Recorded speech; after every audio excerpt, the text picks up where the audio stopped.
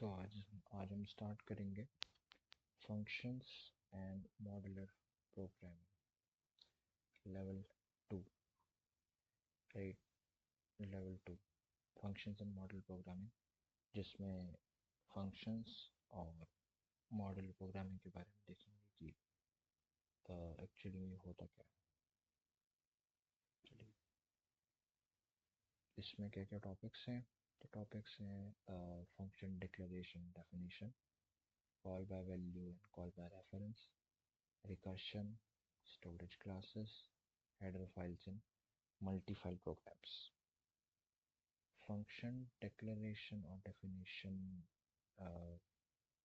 basically important topic है। Call by value and call by reference भी काफ़ी important है, क्योंकि इसमें confusion बहुत ज़्यादा रहता है। तो अगर हम कहें कि important topics में, तो ये एक important topic बन जाता है। एंड देन रिकर्शन काफ़ी ज़्यादा यूज़ होता है इन डेटा स्ट्रक्चर्स में रिकर्शन का काफ़ी ज़्यादा यूज़ होता है। तो अगर किसी को डेटा स्ट्रक्चर्स पे आगे जाके देखना है, तो इस पे थोड़ा सा हमारा कमांड होना चाहिए, अदरवाइज आगे जाके कंफ्यूजन होता है रिकर्शन में काफ़ी ज़्यादा। देन स्टोरेज क्लासेस इंटरनली देखिए, ये यूज़ तो नहीं होगा, बहुत कम यूज़ होगा। बट अगर आप कुछ हाई एंड प्रोग्राम्स लिख रहे हैं या कुछ प्रोजेक्ट्स अच्छे खासे बना रहे हैं, तो उस वक्त आपका यूज़ होगा। Otherwise in in around 95% cases में आपका यूज़ नहीं होगा स्टोरेज क्लासेस। बट फिर भी एक इम्पॉर्टेंट टॉपिक तो नहीं, बट हाँ एक टॉपिक बन जाता है जिसे समझना इज़ वेरी इम्पॉर्टेंट, अगर आप आगे जाके अच्छे खासे प्रोजेक्ट्स बनाते हैं in C language. Then header files and multi file programs. तो हेडर फाइल्स तो इम्पोर्टेंट है ही है, जैसे कि सबको पता है। Multi file program is extremely important, because let's say कोई भी आप प्रोग्राम बना रहे हैं जिसमें आपको एक से ज़्यादा सी फाइल्स की ज़रूरत है, तो वहाँ पे आपका ये चीज़ काफ़ी ज़्यादा इम्पोर्टेंट बन जाता है। इसका एक बहुत अच्छा एग्जांपल अगर मैं दूँ, तो एक एग्जांपल इसका हो सकता है गेम्स। राइट, गेम्स हो गए, या फिर कोई मल्टी थ्रेडेड वेब सर्वर हो गया, वेब सर्वर। राइट, और भी काफ़ी चीज़ें हो सकती हैं जो सी लैंग्वेज में बनी हुई हैं। तो इसमें आपका ये नॉलेज बहुत ज़्यादा इम्पोर्टेंट बन जाता है। ठीक है, आप इसको हम पहले वाले टॉपिक से स्टार्ट करते हैं, फंक्शन डिक्लेरेशन डेफिनेशन।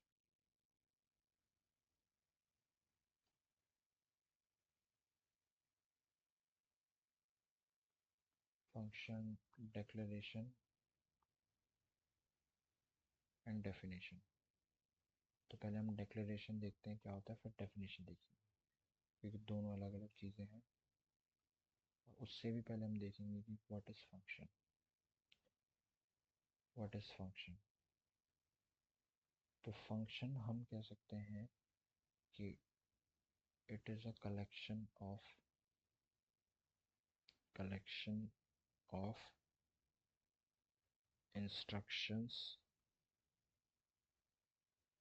इंस्ट्रक्शन और code which does some stuff ना। तो बेसिकली कोड का कलेक्शन, मतलब कुछ बंच ऑफ कोड लाइंस जो कुछ ना कुछ काम करती है। एग्जांपल के तौर पे ऐड ऐड एक, मान लीजिए एक फंक्शन है। अभी जस्ट सिंटेक्स आपको बताएंगे, बट अभी के लिए हिसाब से लीजिए ये एक फंक्शन है ऐड नाम से, जिसमें ए और बी एक बेसिकली पैरामीटर लिए गए हैं। ए और बी इसमें से हम उठा रहे हैं, हम दोनों को यहाँ पे ऐड कर रहे हैं, और जो भी वैल्यू है उस वैल्यू को हम यहाँ पे रिटर्न कर रहे हैं। मतलब जो भी एडिशन का रिजल्ट आया, ठीक है, उसको हम यहाँ पे रिटर्न कर रहे हैं। तो यहाँ पे ये जो दो यहाँ पे ये जो दो हमारे पास लाइंस हैं, ये लाइन क्या है? कलेक्शन ऑफ कोड कह सकते हैं इसे, collection of code.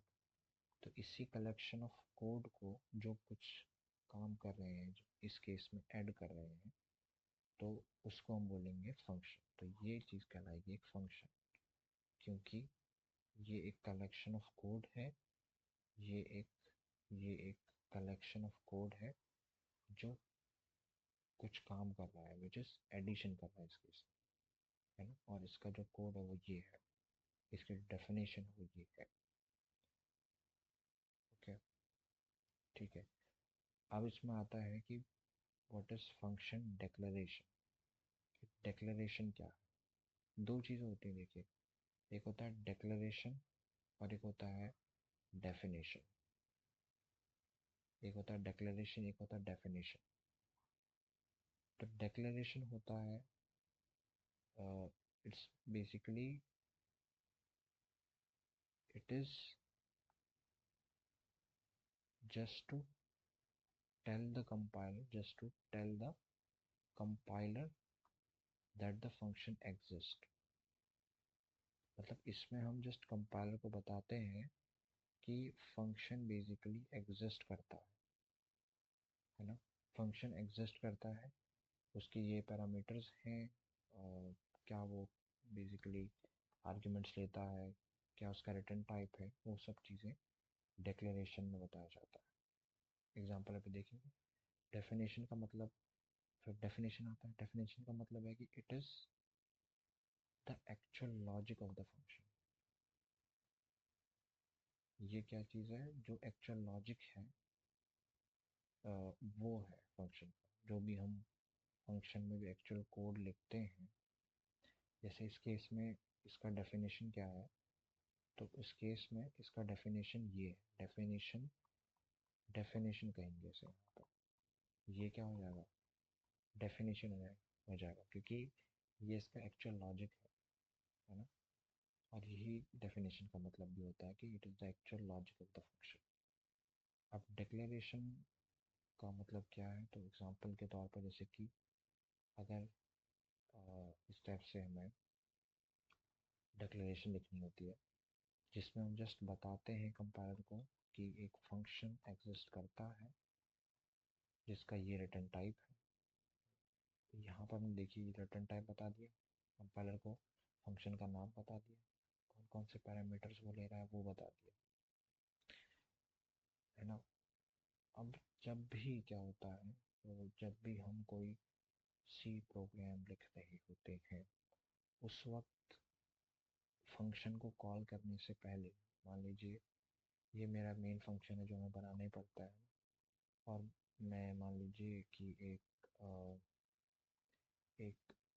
Basically function को कॉल करना जो भी मैंने बनाया था, ऐड फंक्शन, उसमें दो वैल्यू पास करूँगा, 2 और 4 लेट्स से, है ना। और मुझे इनका सम चाहिए, इनका बेसिकली 2+4 मुझे चाहिए। 2+4 क्या आएगा? तो इसलिए मैं इस ऐड फंक्शन को कॉल कर रहा हूँ। अब इसको कॉल करने से पहले आपको, अब आपके पास दो ऑप्शन है।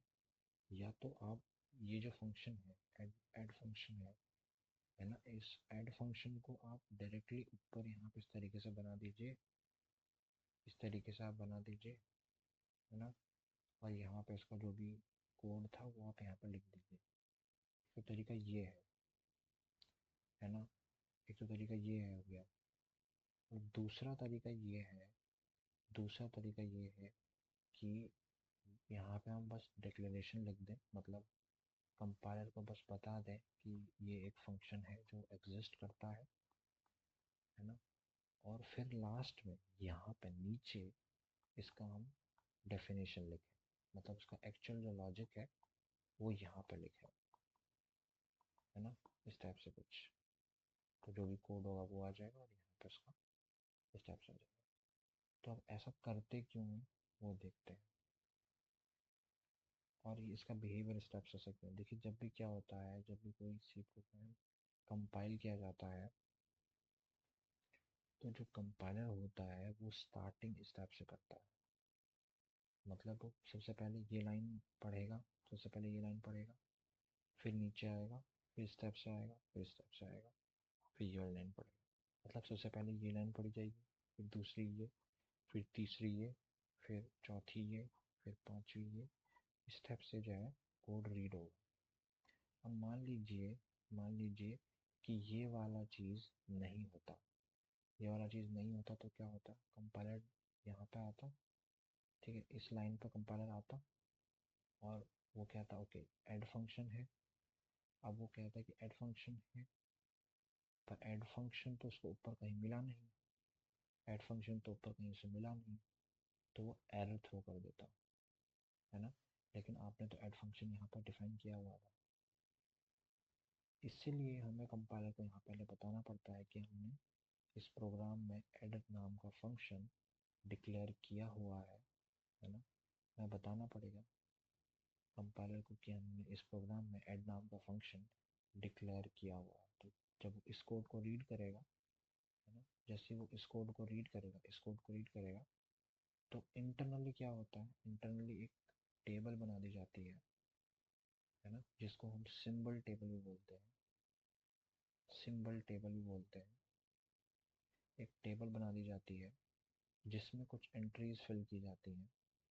पहले तो उसका नाम आ जाएगा, उसका टाइप आ जाएगा, उसका पैरामीटर आ जाएंगे, उसका रिटर्न टाइप आ जाएगा, और भी कुछ चीज़ें रहती हैं यहाँ पे, है ना, और भी कुछ फील्ड्स होते हैं, और भी मेटा डेटा होता है हमारे को, पर अभी ये इंपॉर्टेंट है तो देखते हैं। तो वो जैसे ही आप ये लिखते हैं और कंपाइलर इसको रीड करेगा, इस वाली लाइन को रीड करेगा, तो कंपाइलर क्या करेगा, इंटरनली वो एक टेबल में जाके इस इसकी एंट्री कर देगा। तो वो स्टेप से यहाँ पर फिल कर देगा, ऐड नाम का एक फंक्शन है, इसका टाइप क्या है, तो टाइप एक फंक्शन है ना। इसका पैरामीटर क्या है, तो पैरामीटर हम यहाँ पे देखिए दो वेरिएबल यहाँ पे उठा रहे हैं, तो पैरामीटर क्या है देखिए, ए और बी है, तो यहाँ पे इस तरीके से ए और बी पैरामीटर डाल देगा। इसका रिटर्न टाइप क्या है, तो आप देख सकते हैं कि रिटर्न टाइप इसका इंट है ना, तो इंट यहाँ पे आ जाएगा। इस तरीके से उसने एंट्री फिल कर देगा, एंट्री यहाँ पे इस तरीके से क्या कर देगा, फिल कर देगा, जिसकी वजह से क्या होगा, अब यहाँ पे एंट्री फिल हो गई है ना। और अब जैसे ही कंपाइलर इस कोड को रीड करेगा, इस कोड पर पहुँचेगा, उसके बाद फिर कंपाइलर क्या करेगा, सिंबल टेबल में जाके चेक करेगा कि क्या ऐड नाम की कोई एंट्री है या नहीं। अगर ऐड नाम की एंट्री मिल गई उसे, दैट मीन्स कि फंक्शन एग्जिस्ट करता है, और अगर नहीं मिली इसका मतलब कभी ये लाइन लिखी ही नहीं गई थी, है ना, और अगर नहीं लिखी गई तो इसका मतलब फंक्शन एग्जिस्ट भी नहीं करता। ओके, और उस केस में अगर मान लीजिए सिंबल टेबल में उसको नहीं मिला तो वो सीधा अनडिक्लेयर्ड वेरिएबल वाला एरर जो है वो थ्रो कर देगा, है ना। तो इसलिए ये चीज़ें इंपॉर्टेंट बन जाती हैं कि हमें डिक्लेरेशन ज़रूर करना पड़ता है। तो ये चीज़ क्या हो गई, ये क्या है, ये है डेक्लरेशन, इसको हम बोलेंगे डेक्लरेशन, है ना। और ये चीज़ जो आएगी जहाँ पे हम एक्चुअल लॉजिक लिखते हैं, एक्चुअल लॉजिक, वो क्या आएगा, डेफिनेशन, है ना। तो उसको हम देखेंगे कोड में भी कि एक्चुअल लॉजिक और एक्चुअल डिक्लेरेशन और बेसिकली डेफिनेशन दोनों कैसे वर्क करते हैं। ठीक है, चलिए ये देखते हैं उस चीज़ को। चलिए प्रोग्राम लिखते हैं। ओके, तो यहाँ हम पहले कमेंट डाल देते हैं कि फंक्शन फंक्शन डेफिनेशन और डिक्लेरेशन हमें देखना है। ठीक है, यहाँ पे सबसे पहले तो हम जो स्टैंडर्ड आउटपुट इनपुट आउटपुट वाली फाइल है वो इंपोर्ट करेंगे ताकि हम प्रिंटफ को यूज़ कर पाएँ। उसके बाद एक मेन फंक्शन बनाएंगे। ओके, अब उसके बाद सबसे पहले फंक्शन डिक्लेरेशन जैसे कि मैंने बताया था, मान लीजिए मैंने इस टाइप से कुछ यहाँ पे लिखा हुआ है ऐड, और यहाँ पे मैंने कुछ भी 1 और 2 मैंने इस टाइप से बेसिकली वैल्यू दे दी। अब मुझे इसका सम चाहिए और उसके बाद इस सम को हम प्रिंट करेंगे, है ना। इस टाइप से कुछ इसका सम हम जो है प्रिंट करेंगे। ओके, अब इसको मैं डायरेक्टली अगर अभी एग्जीक्यूट करूँ तो मुझे एरर मिलेगा, राइट। वैसे मैं डायरेक्टली एग्जीक्यूट करूँ तो मुझे एरर मिलेगा। देखते हैं, अब ये से सबसे पहले तो कंपाइल करेंगे। तो कुछ एरर आ, देखिए यहाँ पे खुद ही एरर आ गया, कंपाइल करते वक्त ही एरर आ गया, अनडिफाइंड रेफरेंस टू ऐड, है ना, अनडिफाइंड रेफरेंस टू ऐड। और हाँ, जो मैंने सिंबल टेबल वाली चीज़ बताई थी, डिक्लेरेशन वाली और सिंबल टेबल वाली, वो चीज़ कंपाइलेशन स्टेप में ही होती है। तो अगर कोई भी एरर होगा तो वो आपको कंपाइलेशन के टाइम पे ही आ जाएगा, है ना। अब देखिए यहाँ पे तो बोल रहा है कि अनडिफाइंड रेफरेंस टू ऐड, तो बोल रहा है कि नहीं वही चीज़। अब उसने क्या किया होगा, तो उसने सबसे पहले जब ये इस लाइन का कोड आया होगा, कंपाइलर आया होगा, तो उसने सिंबल टेबल चेक की होगी और उस पर ऐड नाम की एंट्री को चेक किया होगा। और उसे जब ऐड नाम की एंट्री नहीं मिली होगी तब उसने ये अनडिफाइंड रेफरेंस टू ऐड वाला जो एरर है वो थ्रो कर दिया, है ना। अब मान लीजिए, अब आपके पास दो तरीके हैं, right? या तो आप यहाँ पे इस तरीके से फंक्शन को डिक्लेयर कर दें, है ना, इस टाइप से करके आप डिक्लेयर कर दें तो ये इजीली वर्क कर जाएगा, उसमें कोई भी दिक्कत नहीं आने वाली है ना। देखिए अभी आराम से कंपाइल कर चुका है और इसमें कोई प्रॉब्लम भी नहीं आई और इसने इजीली से एग्जीक्यूट भी कर दिया। और दूसरा तरीका है कि आप अगर इसको इस तरीके से यहाँ पे मूव करें, है ना। अब जो हमारा कंपाइलर है वो तो ऊपर से नीचे की तरफ को कोड पढ़ता है ना, तो उसको नहीं पता कि ऐड फंक्शन एक्चुअली आपने बाद में डिक्लेयर किया हुआ है। तो उसको आपको बताना पड़ेगा ना कि आपने एक्चुअली में डिक्लेयर किया हुआ है फंक्शन को, लेकिन बाद में डिक्लेयर किया, है ना। तो वो चीज़ बताने के लिए हमें बेसिकली डिक्लेरेशन करनी पड़ती है। अब देखिए अभी क्या हुआ है आजकल कि जो मॉडर्न कंपाइलर्स आ रहे हैं, है ना, जैसे MinGW हो गया या जो भी सी के कंपाइलर्स आ रहे हैं, GCC, तो वो क्या करते हैं आजकल, उसमें हमें डिक्लेरेशन की ज़रूरत ही नहीं, मतलब वो इंटरनली ये चीज़ कर लेते हैं, है ना। आजकल जो कंपाइलर्स आ गए हैं वो इतने एडवांस हो गए हैं कि वहाँ पे हमें इस टाइप से डिक्लेरेशन करने की ज़रूरत नहीं है ना। वहाँ पे आप डायरेक्टली कीजिए और कोई भी एरर आपको देखने को नहीं मिलेगा, जैसे कि इस केस में हमें भी नहीं मिल रहा। अगर आप ध्यान से देखें, मैं यहाँ पे कंपाइल कर रहा हूँ जबकि मैंने फंक्शन को बाद में डिक्लेयर किया हुआ है, फिर भी ये मुझे कोई एरर नहीं दे रहा है ना। ऐसा इसलिए क्योंकि जो GCC कंपाइलर है ये इंटरनली यहाँ पर डिक्लेरेशन स्टेटमेंट लिख दे रहा है और हमें लिखने की ज़रूरत ही नहीं पड़ रही। तो आजकल जो कंपाइलर्स हैं वो इतने एडवांस हो गए हैं कि वो खुद ही ये चीज़ें करते रहेंगे। बट फिर भी अगर आप कभी ऐसे कंपाइलर का यूज़ करेंगे जहाँ पे डिक्लेरेशन खुद नहीं होगी, तो आपको ये चीज़ खुद ब खुद जो है मैनेज करनी पड़ेगी। इसलिए उस चीज़ के लिए आपको सबसे पहले यहाँ पे उसका रिटर्न टाइप रखना है और उसके बाद स्टेप से आप वेरिएबल का नाम हो गया, फंक्शन का नाम हो गया, उसके बाद जो भी पैरामीटर्स ले रहा है वो आ जाएगा यहाँ पे। और इस तरीके से आप बेसिकली कंपाइलर को बताएंगे कि बेसिकली ये फंक्शन एग्जिस्ट करता है करके, है ना।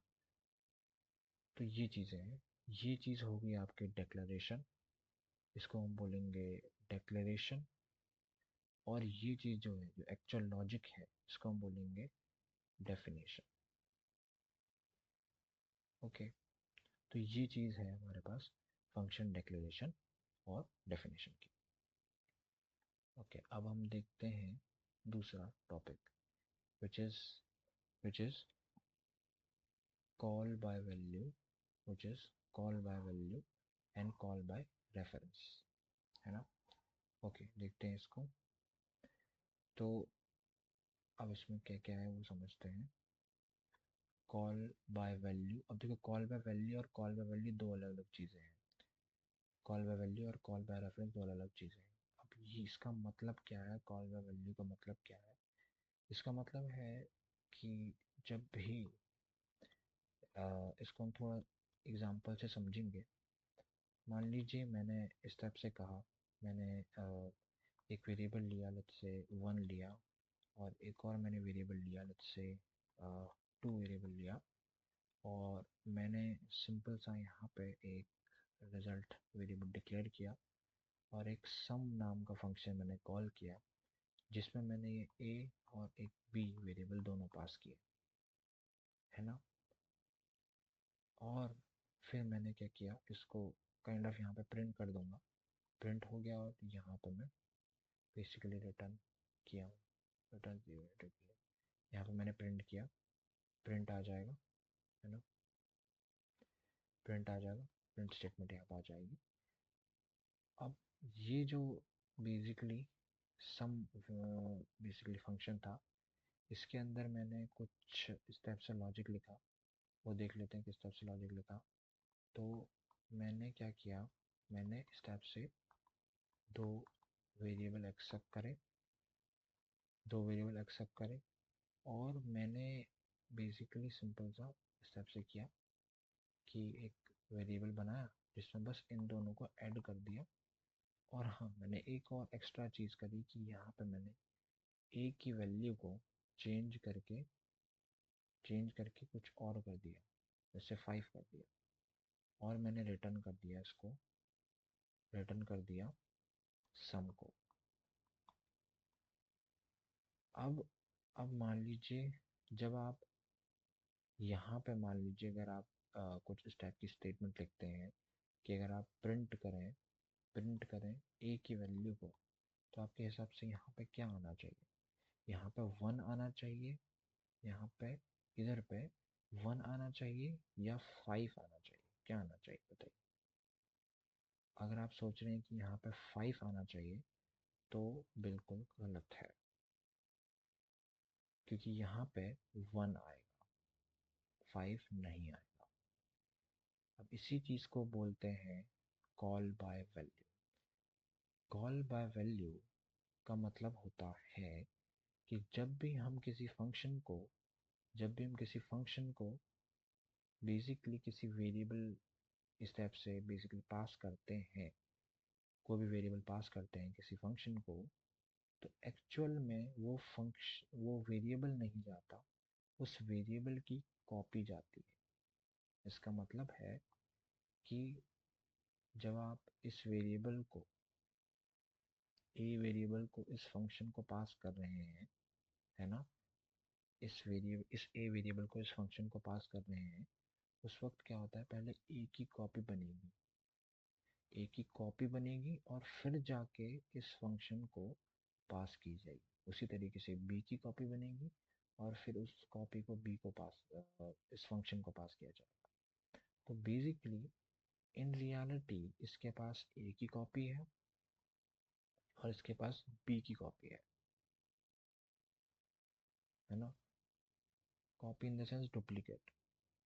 अब अगर अगर इनके पास ए की कॉपी और बी की कॉपी है, तो अगर आप इसकी कॉपी में कुछ भी चेंज करें, तो ओरिजिनल तो चेंज होने वाला है नहीं, है ना, क्योंकि हम तो उसकी कॉपी को चेंज कर रहे हैं। ओरिजिनल वेरिएबल तो चेंज नहीं होगा, क्योंकि हम यहाँ पे उसकी कॉपी को चेंज कर रहे हैं। और इसी फिनोमिना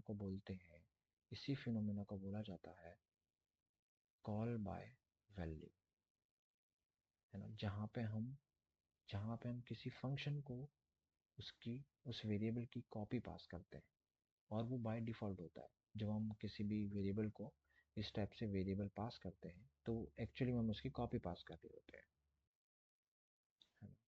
तो ये चीज़ें हैं, ये हो गया हमारे पास कॉल बाय वैल्यू, जिसमें हम फंक्शन को उसकी कॉपी पास करेंगे। फिर दूसरा आता है call by reference. Call by reference. अब कॉल बाय रेफरेंस में क्या होता है, कॉल बाय रेफरेंस में हम इसी सेम कोड को उठाते हैं, इसी सेम कोड को हम यहाँ से उठा लेते हैं एक बार के लिए। लेट्स सी, इस कोड को हम यहाँ से उठा लेते हैं।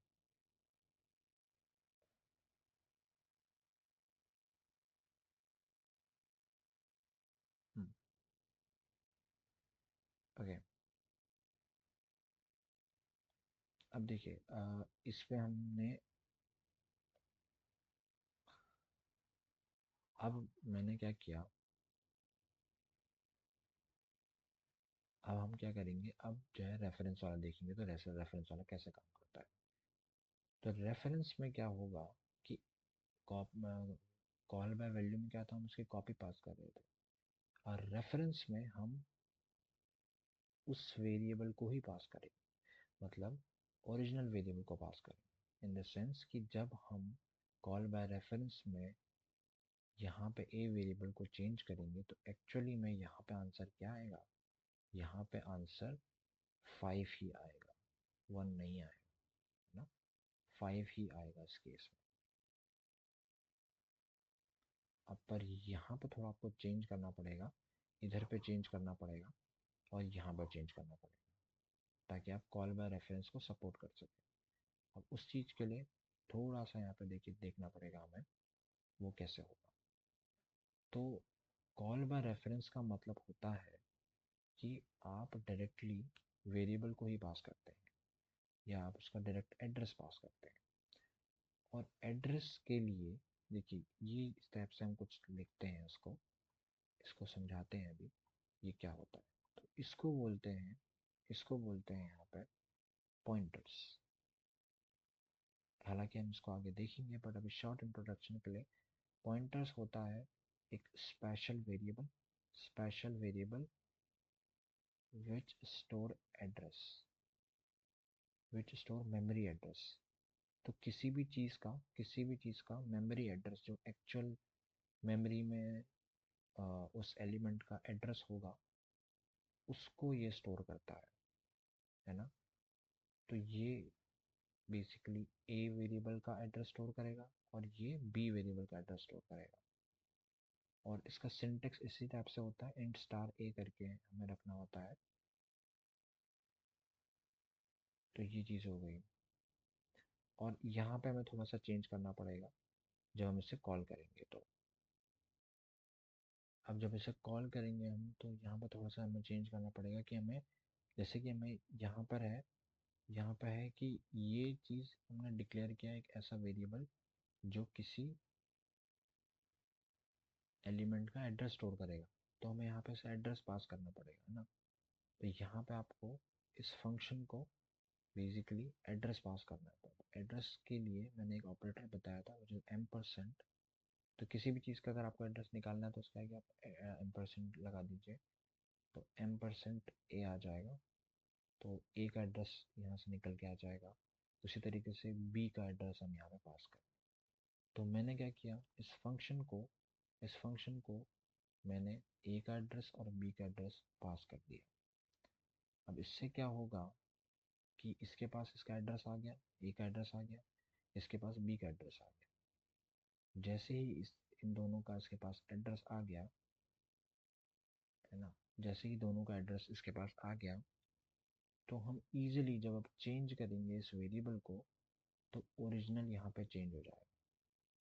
ओरिजिनल चेंज, ओरिजिनल वैल्यू भी चेंज हो जाएगी, क्योंकि हम डायरेक्टली एड्रेस में जाके चेंज कर रहे हैं, डायरेक्टली उस मेमोरी के एड्रेस में जाके चेंज कर रहे हैं, उसकी कॉपी में चेंज नहीं कर रहे हैं, डायरेक्टली एड्रेस पर जाके चेंज कर रहे हैं। तो इस टाइप से उसका सिंटेक्स रहता है। हालांकि सिंटेक्स अभी आपको समझ में उतना नहीं आ रहा होगा, बट अभी आप थोड़ा ध्यान रखिए कि इस टाइप से उसका सिंटेक्स रहता है। अगर आपको किसी वेरिएबल की वैल्यू को चेंज करना है ना, तो इस टाइप से $A करके आप लिखेंगे, और जो भी आपको वैल्यू देनी है आप इस टाइप से दे सकते हैं। बेसिकली इसको हम डी रेफरेंसिंग बोलते हैं। मैं आपको थोड़ा सा इंट्रोडक्शन दूँ, तो इसको बोलते हैं डी रेफरेंसिंग।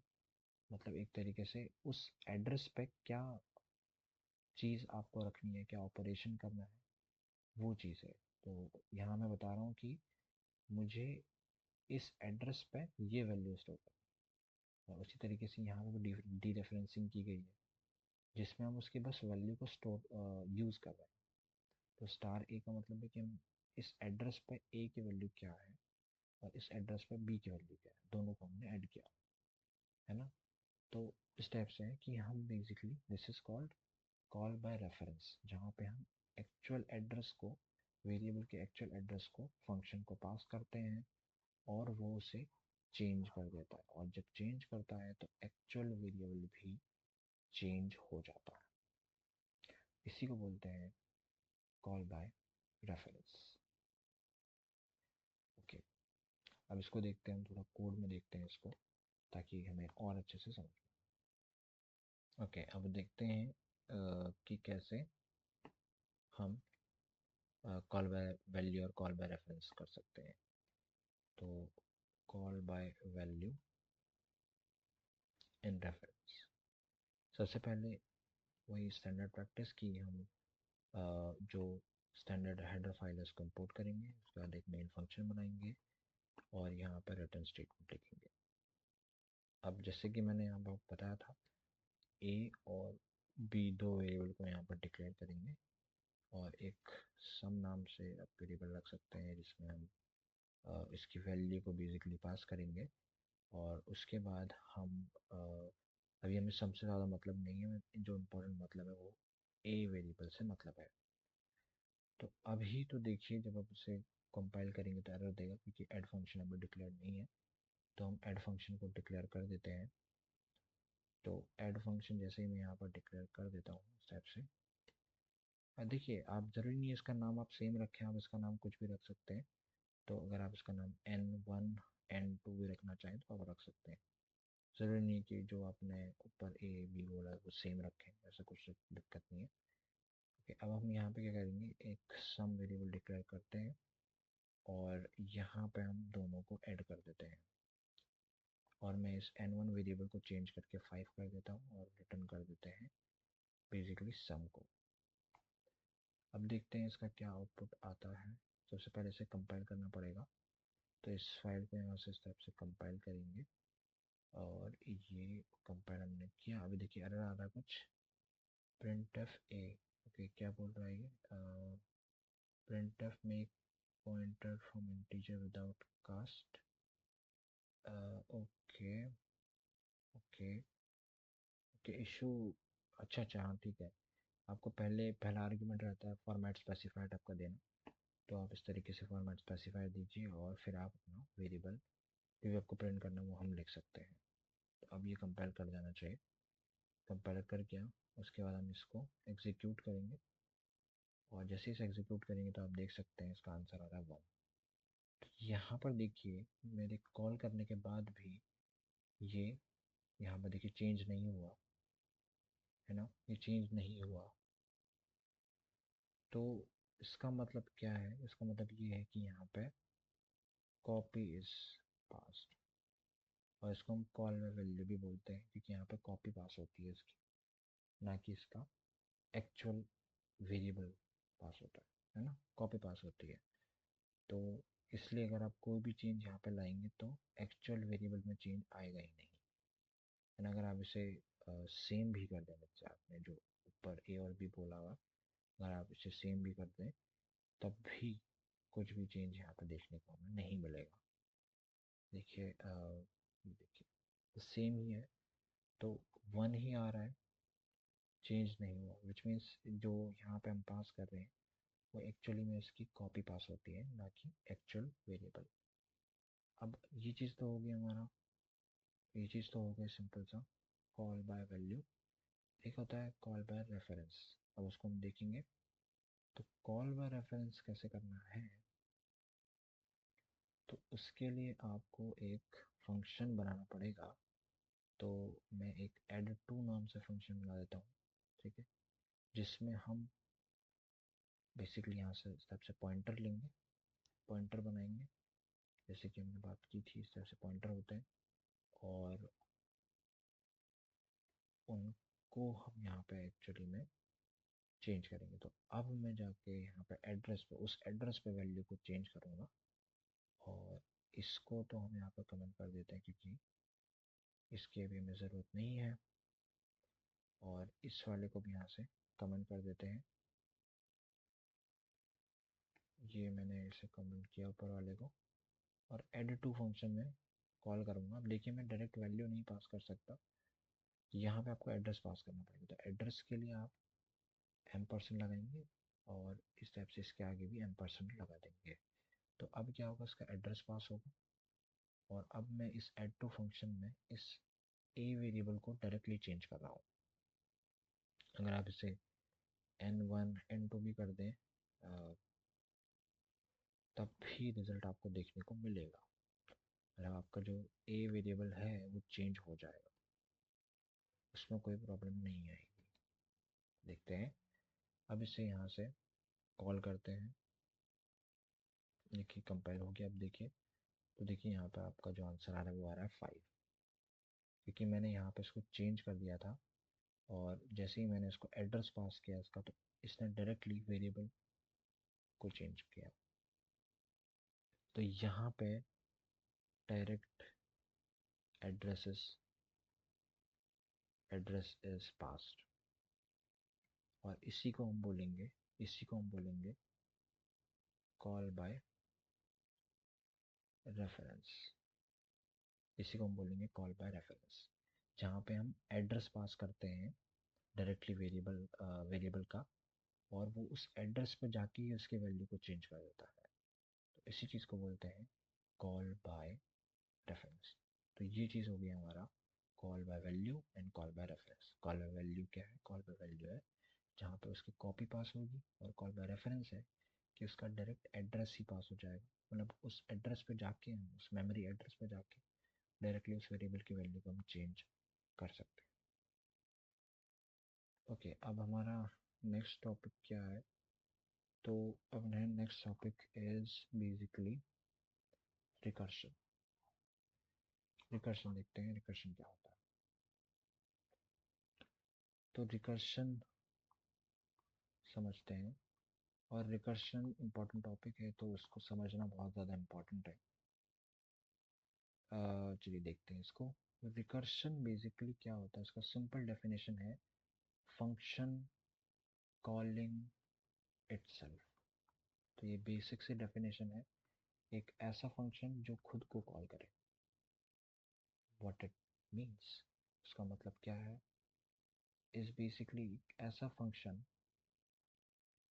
जो इंटरनली खुद को ही कॉल करेगा। इसका एग्जांपल मैं जैसे factorial function in the sense, जैसे कि एक फैक्टोरियल सीरीज होती है। जैसे कि आपको अगर मान लीजिए 5 का फैक्टोरियल निकालना है, तो आप क्या करेंगे, 5 × 4 × 3 × 2 × 1 इस टाइप से करेंगे। उसी तरीके से 4 का निकालना है तो 4 × 3 × 2 × 1, है ना। तो यही फैक्टोरियल निकालने के लिए हम रिकर्शन का यूज़ करेंगे। तो उसका एग्जांपल सिंपल सा लिखते हैं। तो जैसे कि मान लीजिए हमने एक फैक्ट करके एक फंक्शन को मैंने डिक्लेयर किया, जिसमें एक नंबर में ले रहा हूँ कि मुझे जिस नंबर का फैक्टोरियल चाहिए। फैक्टोरियल मतलब रिकर्शन वाला जो फंक्शन होता है, उसमें इम्पॉर्टेंट होता है कि आप एक बेस कंडीशन लिखें। एक बेस कंडीशन लिखें। अभी समझेंगे बेस कंडीशन होता क्या है। अभी के लिए आप इस तरीके से देखिए। तो मैंने सिंपल सा कहा कि अगर मेरा जो बेस कंडीशन है, अगर ये स्टेप से 1 है, तो आप रिटर्न कीजिए 1 को। एल्स आप बेसिकली क्या कर सकते हैं, रिटर्न कर सकते हैं n into fact of n। Okay, तो ये है आपका एक रिकर्सिव फंक्शन। अगर आप ध्यान से देख रहे होंगे तो यहाँ पर आपको देखने को मिलेगा कि ये फंक्शन दोबारा अपने आप को कॉल करेगा। ये फंक्शन दोबारा अपने आप को कॉल करेगा, है ना। तो इसीलिए इसको बोलते हैं this is a recursive function. इसको इसलिए बोलते हैं यहाँ पे कि this is a recursive function. This is a recursive function, क्योंकि खुद को कॉल कर रहा है, कॉलिंग इटसेल्फ, खुद को कॉल कर रहा है यहाँ पे। अब देखिए रिकर्सिव फंक्शन में बेस कंडीशन क्या होती है, और हर एक रिकर्सिव फंक्शन में मोस्टली बेस कंडीशन होना इम्पॉर्टेंट है, क्योंकि अगर नहीं होगा तो फंक्शन इनफाइनाइट लूप में चला जाएगा। तो बेसिकली बेस कंडीशन क्या होती है कि एक ऐसी कंडीशन जो बताती है कि कब वो फंक्शन एग्जिट करेगा, है ना। तो condition which tell when to exit,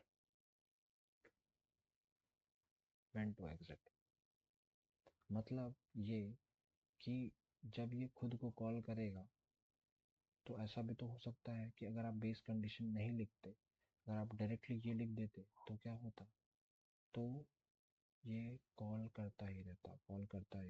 यहाँ पे n-1 आएगा, वैसे n-1 आएगा यहाँ पे।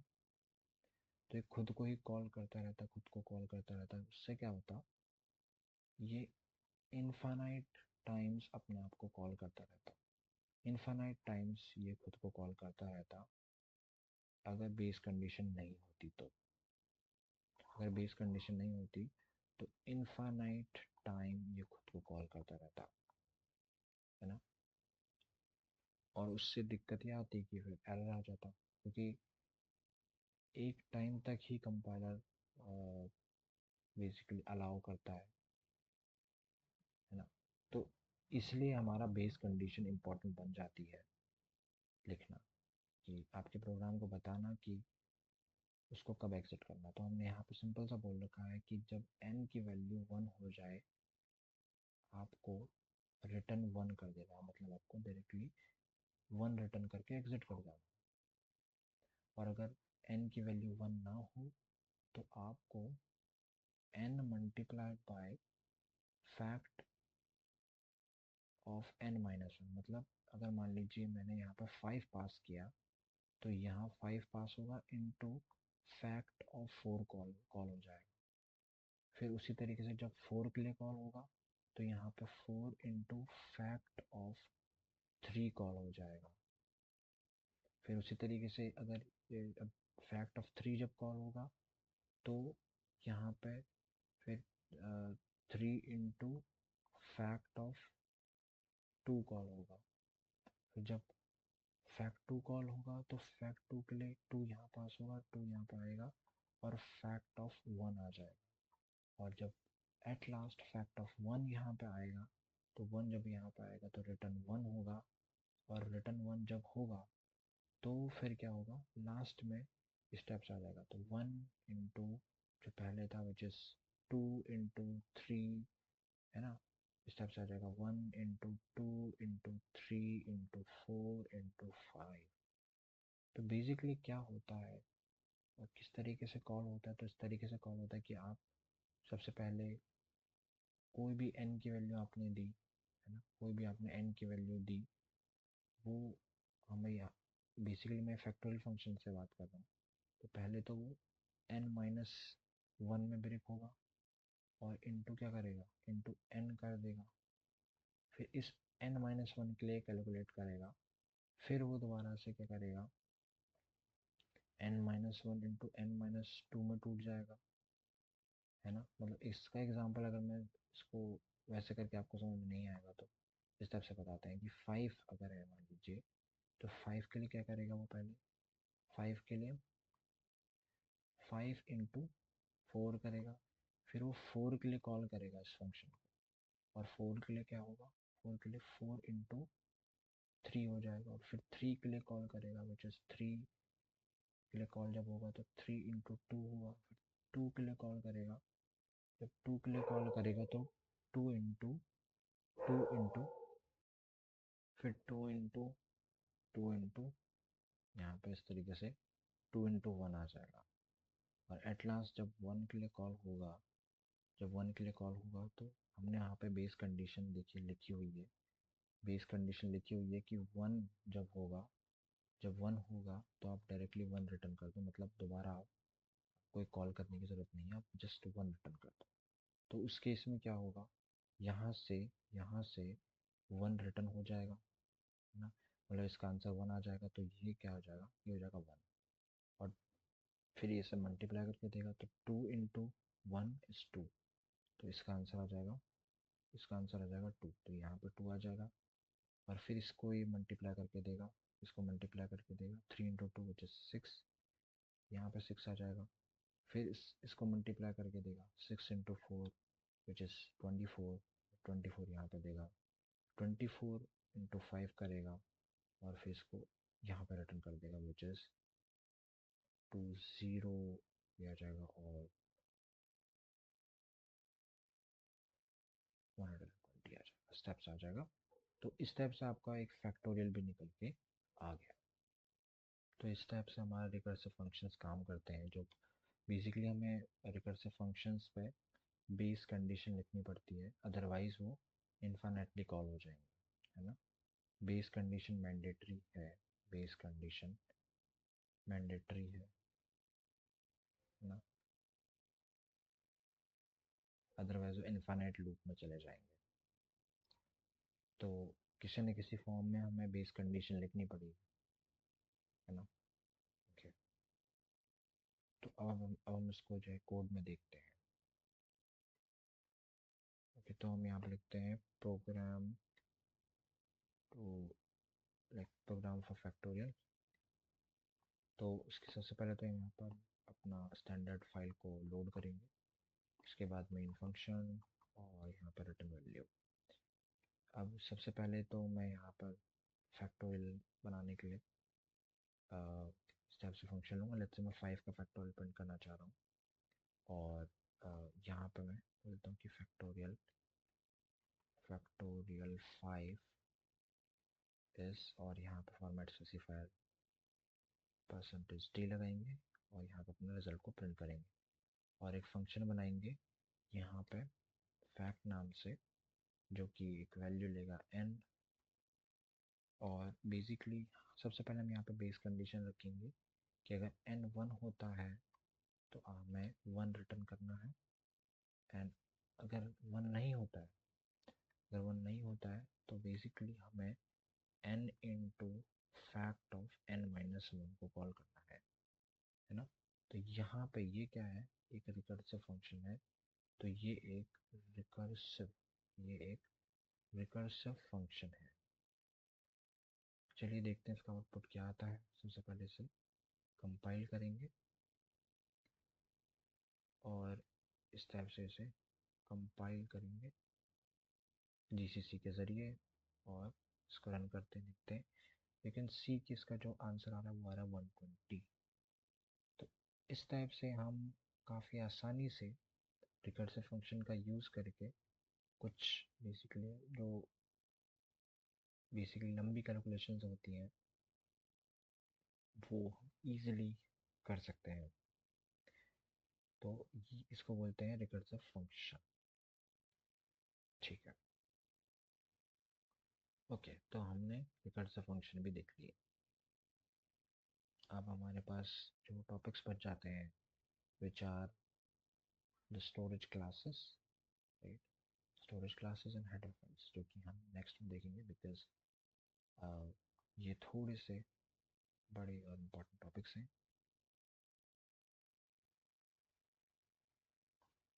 तो हम इनको नेक्स्ट में देखेंगे। तो हमने आज 3 इस पर बात करी, function declaration and definition, call by value, function declaration, definition, call by value and call by reference, and recursion. Okay, recursion is important for data structure, so इसको अगर आप और इसमें देखना चाहेंगे तो और इसमें इंफॉर्मेशन मिल सकती है। और भी इसमें काफ़ी चीज़ें होती हैं कि जैसे टाइप्स ऑफ रिकर्शन क्या होता है, हेड रिकर्शन क्या होता है, टेल रिकर्शन क्या होता है, वो चीज़ें एक्सप्लोर करने वाली हैं। But to understand recursion, this is so much, right, काफ़ी ज़्यादा है। अगर हमें और इन डेप्थ समझना है तो हम उसको रीड कर सकते हैं फ्रॉम इंटरनेट, क्योंकि इसमें काफ़ी कुछ चीज़ें और हैं। बाकी call by value and call by reference तो सिंपल है, and function declaration is and definition simple. Next में हम स्टोरेज क्लासेस और हेडर फाइल्स देखेंगे। Okay, thank you.